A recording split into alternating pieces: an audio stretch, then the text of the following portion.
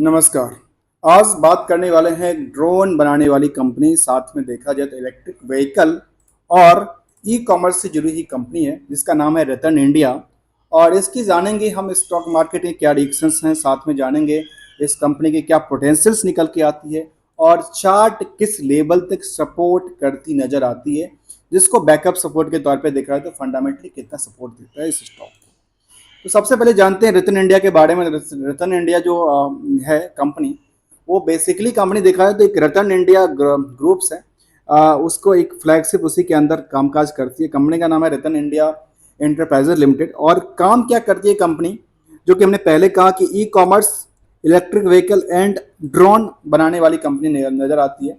और इस तरह के तीनों आर्टिकल को देखा जाए तो तीनों की मार्केट में डिमांड अच्छी है, जिसकी वजह से मार्केट के डिमांड की वजह से देखा जाए तो इस इंडस्ट्रीज को जो पी मिला है, पोटेंशियल्स की बात करता हूँ मैं जो पी की बात करूँ तो पी करीब 33 के आसपास निकल के आती है। और स्टॉक की पी की बात करूँ तो 23 के आसपास निकल के आती है। अर्थात इंडस्ट्रीज के सेक्टर के हिसाब से देखा जाए, इस इंडस्ट्रीज में है उसमें थोड़ा सा कम दिखने को मिलती है। अब क्या इसका स्टॉक कितना लेवल पे परफॉर्मेंस करती नजर आती है, तो क्योंकि चार्ट इसका किस आकार से आगे मूवमेंट करती है और क्या इसका स्टेबिलिटी बनती है या नहीं बनती है, उसको समझने के लिए देखें तो थोड़ा सा ओवरव्यू देखें तो बुक्स वैल्यू निकल के आती है 6 रुपये के आसपास। फेस वैल्यू थी कंपनी का 2 रुपये का और करंट मार्केट प्राइस 81 रुपये का। और इसके बेसिस पे देखा जाए तो जो भी मार्केट ट्रेड हो रहा है तो प्राइस टू बुक्स वैल्यू के हिसाब से 13 टाइम्स से ज़्यादा का इंक्रीमेंट हो चुका है करंट प्राइस में। इंट्रेंसिक वैल्यू की बात करें तो निकल के आती है 43 के आसपास। और जो इस कंपनी में सबसे जो मुझे लगता है सर डिफिशिट्स की तरफ, दो ऐसे एंगल्स मुझे लगता है थोड़ा सा इसमें डिफिशिट की तरफ, जहाँ पे उसको थोड़ा सा प्रेशर देखने को मिलता है, वो है डेट टू इक्विटी की बात। और दूसरा निकल के आता है प्लेस परसेंटेज। अर्थात डेट्स टू इक्विटी में देखो तो 1.41 के आसपास निकल के आती है। और प्लेस जो कि प्रमोटर्स अपनी होल्डिंग को प्लेस कर रखी है, उसमें 10% होल्डिंग, 11% होल्डिंग प्लेस हो रखी है। अर्थात उन्होंने लोन ले रखी है अपनी सिक्योरिटी को जमा करके। साथ में देखा जाए मार्केट कैप के बारे में आपको पता है, इसको हम करते हैं हमेशा इंटू नंबर ऑफ शेयर से, तो निकलती है मार्केट कैप। आरओसी की बात करें तो 36 के आसपास और आरओसी की बात करें 75 के आसपास की निकल के आती है। करंट रेशियो की बात करें तो 0.82% के आसपास निकल के आती है। इंडस्ट्रीज पे की बात हमने पहले कर लिया। अब इसके वेबसाइट्स पे थोड़ा सा इन्फॉर्मेशन कलेक्ट करते हैं कि ये वेबसाइट्स पे क्या क्या करती हैं। तो देखा जाए कंपनी के पास जो प्रोडक्ट हैं, बिजनेस हैं, वो है कोको ब्लू, रीबोल्ट, न्यू ब्रांड्स, वीफिन, इसके बाद देखा जाए न्यू स्काई, टीएस और मेटरनेट, इस तरह के अर्थात इनके पास कुछ ब्रांड्स हैं। बेसिकली ये है क्या, यदि मैं किसी एक पे समझूं तो ये है क्या, इसमें ये निकल के आती है। इसके पास पार्टनर्स ब्रांड की बात करता हूँ यहाँ पे इसकी जैसे मैं करता हूँ कोको ब्लू रिटेल्स रेटमेंट लिमिटेड। बेसिकली ये कंपनी है इनकी एक, जो कि रिटेल बिजनेस करती है, कोको ब्लू रिटेल्स लिमिटेड। और ये काम काज क्या करती है, holding on subsidy of the Ratan enterprises की है। ऑनलाइन सेलर है with the help to the brand scale up to the sign on e-commerce platform. Coco Blue Limited, one of the largest online sector seller in India, uh, across multiple category अर्थात सभी तरह की category बेचती है और retails में कामकाज करती नजर आती है। इसके पास ब्रांड देखो, पार्टनर्स क्या है, इसके पास पार्टनर देखा जाए तो ढेर सारा पार्टनर की इन्होंने लिस्ट लगा रखी है, जो कि देखा जाए यहाँ पे पार्टनर्स में।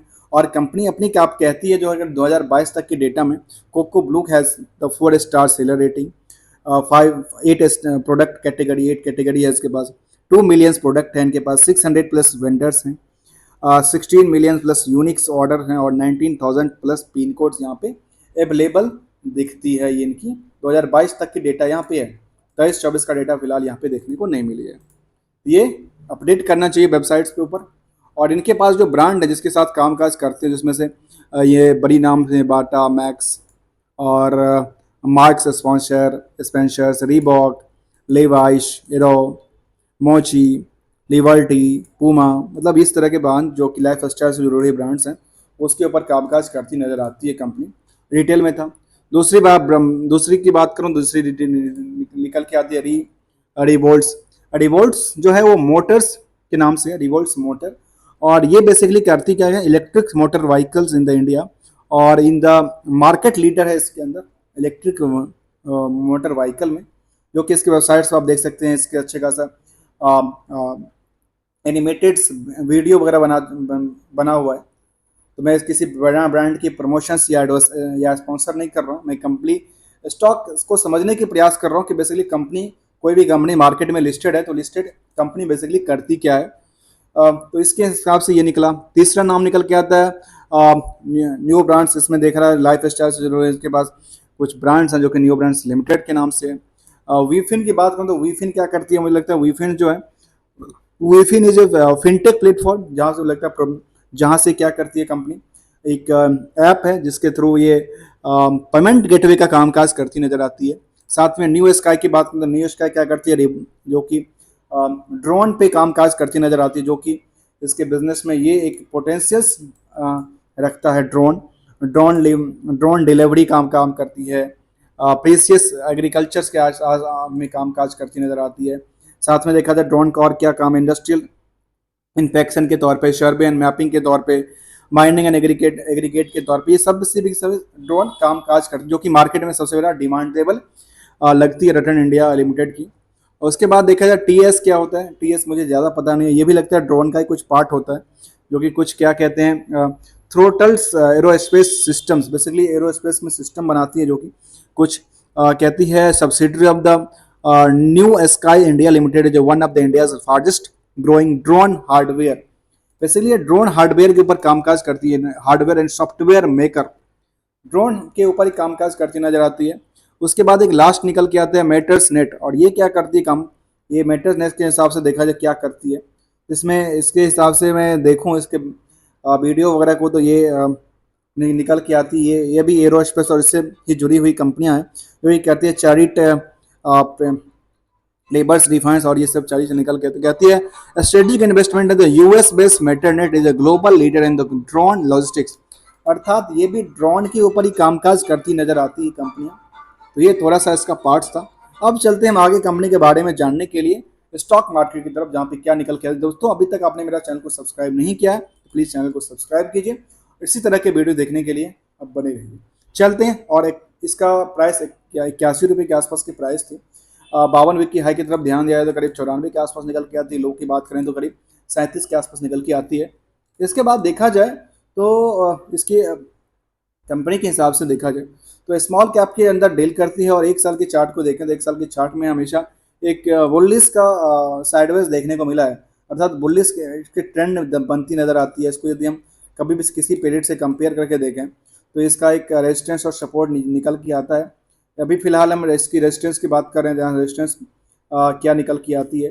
रेजिस्टेंस देखिए, रेजिस्टेंस इसका बार बार अभी रेजिस्टेंस के ऊपर के आसपास फिलहाल एवरेज प्राइस था उसके आसपास की कामकाज करती नजर आती है, और रेजिस्टेंस के आसपास ही, अर्थात यहाँ से मार्केट इसका बुलिश नजर आता है। और इस सपोर्टिंग के बाद में सपोर्टिंग इसका ये नजर आता है पिछले एक साल की डेटा को बेसिस लेते हुए।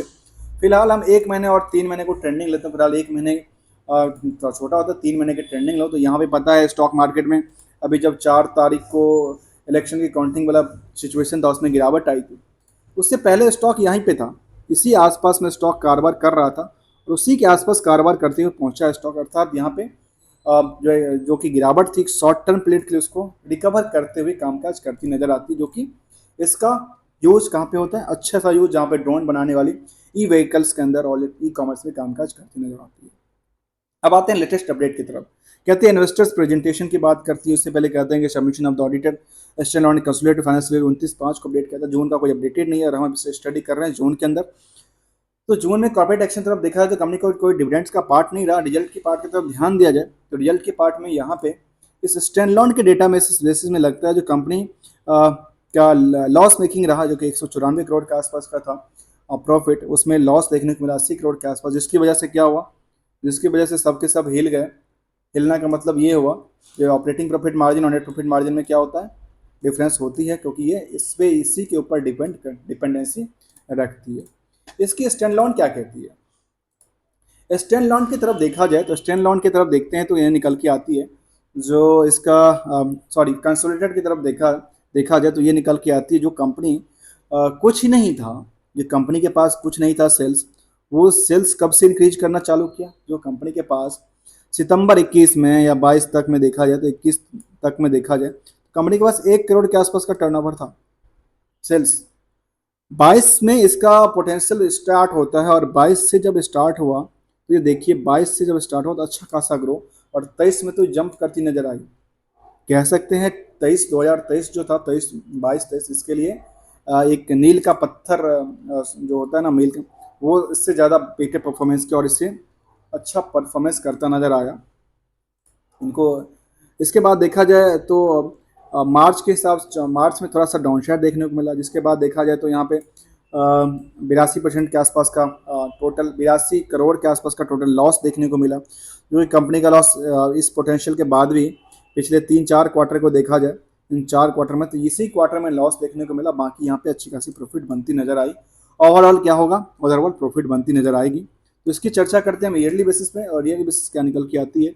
ईयरली बेसिस क्या कहती है? जिसके पास कुछ नहीं था 2012 में, जो 2012 में कुछ नहीं था, वो 2024 में क्या होता है, करीब करीब 5,500 करोड़ से ज़्यादा का टर्नओवर गेन कर लेता है, और जिसके बेसिस पे ऑपरेटिंग प्रॉफिट मार्जिन कुछ भी नहीं है कंपनी में, 1% के आसपास है।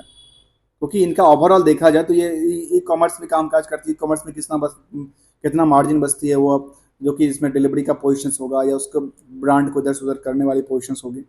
एक में प्रोडक्ट वाइज हम समझने का प्रयास करेंगे, प्रोडक्टिव के हिसाब से प्रोडक्ट सेगमेंट के हिसाब से समझेंगे किस प्रोडक्ट में कितने इनकी ग्रोथ लेवल देखने को मिली है और कितना बेहतर दिखता है। और ओवरऑल देखने को मिला कि 424 करोड़ का प्रॉफिट देखने को मिला, जो कि पिछले साल एक लॉस था, उससे पहले भी लॉस मेकिंग बनती जा रही थी। वैसे लॉस मेकिंग क्यों होती है? क्योंकि उन्होंने अपने एक्सपेंडिचर ज़्यादा किया और उनकी प्रॉफिट उस लेवल पे आई नहीं, तो एक प्लान होता है, उसके बाद स्टॉक अच्छी खासा परफॉर्मेंस करता नजर आ सकता है। अब आते हैं सेगमेंट वाइज में दोस्तों, मैं सेगमेंट वाइज में स्पेशल लेता हूँ। यहाँ सेगमेंट वाइज में ऐसा कोई इन्फॉर्मेशन देखने को नहीं आती है। ये कहती है हमारे पास, कहती है अपग्रेड करिए, तो मैं तो अपग्रेड इसको नहीं कर सकता हूँ। चलते हैं आपके और आगे समझते हैं इसका डेटर्स का पार्ट। के डेटर्स पार्ट में 3 दिन में पैसा आता है तो करीब अच्छी बात है, और क्या चाहिए, 3 दिन में पैसा आ गया तो। डेटर्स की तरफ ध्यान दिया तो डेटर्स क्या निकल के आता है? डेटर्स में इनके पास करीब 45 करोड़ के आसपास निकल के आती है, और प्रॉफिट के बेस पे देखा जाए तो प्रॉफिट के बेस पे 45 करोड़ इसके लिए कुछ ज़्यादा नहीं है, क्योंकि 53 करोड़ के आसपास का 1% से भी कम देखने को मिली है। इसका जो पैसा अटका पड़ा हुआ है वो भी 4 दिन में पैसा आता है, तो ये एक अच्छी चीज़ है इसके लिए। अब आते हैं इसका शेयर होल्डिंग की तरफ, और शेयर होल्डिंग की तरफ में ध्यान दें तो 75% की होल्डिंग जो है वो पब्लिक प्रमोटर के पास है। प्रमोटर में जो मेन है इसके होल्डिंग्स वो है Lori Laurel Inter Energetics Private Limited, और इसके पास 39%, 27% और 70% के आसपास होल्डिंग देखने को मिली है। अब चलते हैं आगे और वो समझते हैं इसमें जो कि इसके साथ लगता है राजीव रतन और राजीव रतन में लगता है, जो कि मेन इस कंपनी के मेन प्रमोटर्स होंगे स्टार्टिंग के। इसके बाद इन्हीं की कंपनी होगी जिन्होंने आगे पोजीशंस को लिया है। अब आगे आगे देखते हैं इसके मनी में क्या है। कंपनी देखें तो कंपनी में निकल के आती है एफ आई की पोजीशन। एफ आई की पोजीशन में बहुत बड़ी पुल बैक और डाउनफॉल नहीं था, क्योंकि यहाँ पे देखने को आई कि एफ आई ने पोजीशन को पिछले पीरियड से थोड़ा सा बिकवाली किया है, और एज ऑन डेट इस 2 क्वार्टर के हिसाब से देखा जाए हाफ 6 महीने में कोई पोजिशनल चेंज नहीं किया था। इसके बाद चलते हैं, इसके बाद क्या देखें, इसके बाद देखें तो डी आई की तरफ देखा जाए तो डी आई में यहाँ पे कुछ भी नहीं है, डी आई कोई भी नहीं है यहाँ पे। और जो पब्लिक है, पब्लिक के पास करीब जो 16% के आसपास होल्डिंग बचती है, वो 16% में कोई भी सबके सब रिटेल में है, और वो भी 1% से नीचे की पोजिशंस में। तो ये इसके लिए था पोजिशंस। अब चलते हैं इसके हम लास्ट पोजीशन पे, और लास्ट पोजीशन ये क्या आती है, तो इसका फिलहाल ट्रेंड जो बनती है वो ट्रेंड एक जो बनती है स्टेबिलिटी के साथ कामकाज करती नज़र आती है, और मैं स्टेबिलिटी कहता हूँ एवरेज के आसपास कामकाज करती नज़र आती है। और यहाँ से ये थोड़ा सा ये जो गिरता नज़र आता है ट्रेंडिंग के हिसाब से, तो गिरता बहुत ज़्यादा गिरता नहीं नज़र आता, क्योंकि इसके पास सपोर्टिंग ढेर सारा है। कहाँ से भी लें सपोर्टिंग जोन बनता है, सपोर्टिंग जोन ही बनता है। जिसको रेजिस्टेंस के ऊपर के रेजिस्टेंस के बाद में, तो फिलहाल इसको जो रेजिस्टेंस हो सकता है, मैं एक स्विंग के हिसाब से देखा जाए तो स्विंग के हिसाब से इसके पास नंबर आती है नियरली 86 के आसपास निकल के आती है। नहीं, 86 नहीं, नेट 86 के आसपास निकल के आती है। और यहाँ से देखा जाए तो ये कहाँ जाके ब्रेकआउट करता है, वो करता है 86 और 85, अर्थात 85 रुपये के आसपास इसका हाई रेंज था, और उसी के आसपास ये दोबारा स्विंग करती नज़र आती है। यहाँ से स्विंग वाली सिचुएशंस आ सकती है, जिसको आजकल नया कहते हैं, इसमें एक इंडिकेटर्स है, जिसको इसमें इंडिकेटर में स्विंग इंडिकेटर्स होगा, जिसको कहते हैं एक्यूमुलेटेड स्विंग इंडेक्स। और इसके स्विंग इंडेक्स के हिसाब से क्या नज़र आती है, तो वो देखिए स्विंग इंडेक्स का ये इस तरह से निकल के आती है। जो स्विंग वाले पोजीशन है वो हम एक चार्ट में भी जस्ट स्टडी कर रहे थे, जहाँ पे एनएससी के ऊपर एक स्विंग का बड़ा इंडिकेटर के तौर पे यूज होता है, और वो हम इसमें ढेर सारा इंडिकेटर है, आप चाहो तो इसको यूज करके देखो कौन कौन सा इंडिकेटर कितना बेनिफिशियरी है। चाहे वो कोई भी इंडिकेटर हो, चाहे रेज एवरेज वैल्यूम को हो, और मैक्सिमम जो यूज होता है वो मैं देखूँ तो जो वो यूज होता है उसके लिए average value, average day mark average के लिए। तो डे मार्क एवरेज के हिसाब से 50 डे के हिसाब से देखा है तभी उसमें कुछ कहना नहीं है। एक साल के एवरेज के हिसाब से देखा है तो फिलहाल उसी के आसपास थोड़ा सा जंप करती नज़र आती है, और यहाँ से थोड़ा सा पुल बैक होने के चांस ज़्यादा लग सकते हैं, क्योंकि यहाँ पे थोड़ा सा गिरावट भी हो सकता है, क्योंकि ट्रेंड थोड़ा सा गिरावट वाली है, लेकिन वहाँ से स्टेबिलिटी आती है तो मार्केट अच्छा खासा जंप करेगा, क्योंकि इसका मार्केट पोटेंशियल अच्छा लगता है। कोई उसमें उसके जो टोटल देखा जाए फिर जो हमने प्रॉफिट लॉस को देखा था, उसमें क्या था, उसमें प्रॉफिट बनाती कंपनी नज़र आती है, और धीरे धीरे प्रॉफिट बनाती नज़र आती है, क्योंकि इसका रीजन ये है जो कंपनी कामकाज करती है, कंपनी कामकाज करती नज़र आती है रोबोट के अंदर, सॉरी जो कि ड्रोन बनाने वाली का चीज़ों के लेकर के, ई कॉमर्स के ऊपर, जिसकी बात अभी इंडियन मार्केट में काफ़ी डिमांड इंक्रीज करती है। साथ में इसके बाद इलेक्ट्रिक मोबिलिटी के आसपास भी काम करती है, मतलब जो भी सेक्टर इनका है वो एक परफॉर्मेंस करने वाली सेक्टर आगे लगती है। यदि मार्केट की पोटेंशियल रही तो ये भी आगे आगे कन्फर्म अच्छा खासा परफॉर्मेंस कर सकता है। दोस्तों कोई रिकमेंडेशन नहीं है कि स्टॉक के प्रति अब जाते हैं 10 साल के डेटा को बेसिस देखें तो 10 साल में देखा है तो करीब 1300% का जंप, 5 सालों में करीब देखा जाए 4400% का जंप, 3 सालों में देखा है तो 155% का जंप। और ये जंप जो पीरियड है ना, ये हमेशा चेंज होता है, क्योंकि ये टाइम फ्रेम के हिसाब से कई बार बुल मार्केट बिल मार्केट के कंपेयर करेंगे, कभी कभी बुल मार्केट से कंपेयर करें तो मार्केट एज डेट में क्या होगा, यदि बियर मार्केट है तो ये बुल मार्केट से कंपेयर करेंगे तो फिर ये डाउन शेयर देखने को मिला। कई बार बियर मार्केट से बुल मार्केट से कंपेयर करेंगे तो वो पुल बैक नज़र आती है। तो इसीलिए यहाँ पे देखने को आती है कि आज एंड रेट के हिसाब से देखा जाए तो मार्केट एवरेज आज तक के डेटा में सबसे अच्छा परफॉर्मेंस करती नज़र आती है। और फिलहाल एक साल में मैं आज तो रुकता हूँ 112% के आसपास, जहाँ 100 रुपये के इन्वेस्टमेंट पे सीधा देखा जाए तो 112% मिलता है, अर्थात 100 रुपये के वैल्यू को 112 रुपये आपको एक्स्ट्रा मिलता है आपकी, और वहीं आपके बैंक में 100 रुपये के इन्वेस्टमेंट पे 8 से 10% मिलता है, अर्थात 108 से 10 रुपये मिलता बनता है। ये था इसके लिए हिस्टोरिकल इन्फॉर्मेशन। इसके लिए जाने तो इसके सबसे पीयर्स में आती है जोमेटो कंपेयर करने के लिए, और डिजिट ड्राइव हम इसको कंपेयर करेंगे आगे चल करके और समझने का प्रयास करेंगे कंपनी को। तब तक के लिए, जब तक चैनल को सब्सक्राइब नहीं किया तो चैनल को सब्सक्राइब कीजिए और बेल आइकन दबाइए, बने रहिए। Thank you so much for joining here.